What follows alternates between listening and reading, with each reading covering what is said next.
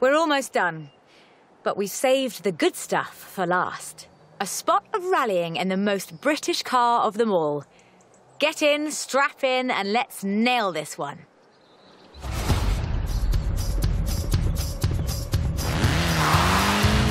There is one car built in Great Britain that is, quite fairly, considered one of the most influential cars of the century. It's a surprisingly spacious little city car with a side-mounted engine.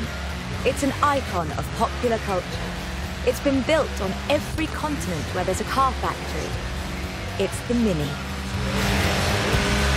The Mini Cooper S was built to be a performance machine with deeper engines, twin carburetors and front disc brakes. This scrappy little machine would go on to achieve more than 30 racing victories in the 1960s and 1970s.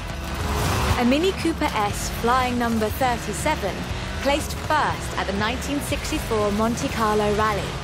Driven by Paddy Hopkirk and Henry Liddon, this was the last time an all-British crew would win the event.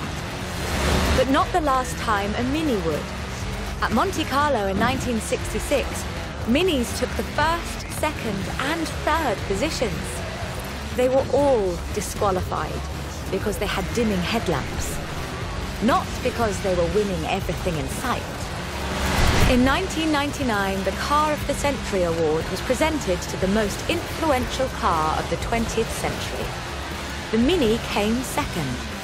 It was beaten by the Model T Ford. That's fair, I suppose.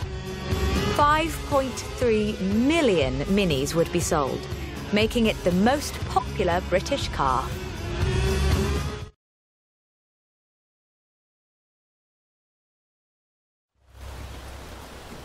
And then, in 2000, BMW resumed production of the Mini, breathing new life into the iconic marque. If the Mini of the 1960s had its sights set on the roads of Monte Carlo, the X-rayed Countryman has its eyes on something a little tougher. The deserts and rough terrain of the Dakar, for starters. A wit once said that the only thing Mini in this monster was the pedal. That's rather than missing the point, I think. The X-rayed Countryman is much, much bigger than the Mini Cooper. It has to be. A stage of the Dakar demands literally tons of gear. You could call it a tank. It does rather sound like one.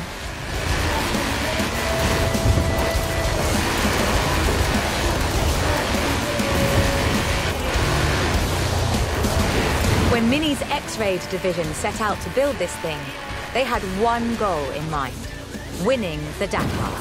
And they did, every year, from 2012 to 2015.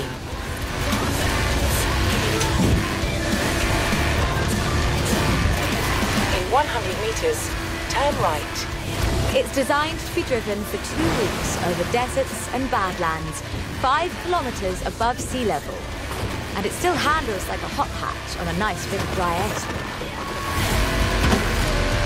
Owners come and go. The heritage of a car like the Mini is more than who owns the keys to the shop.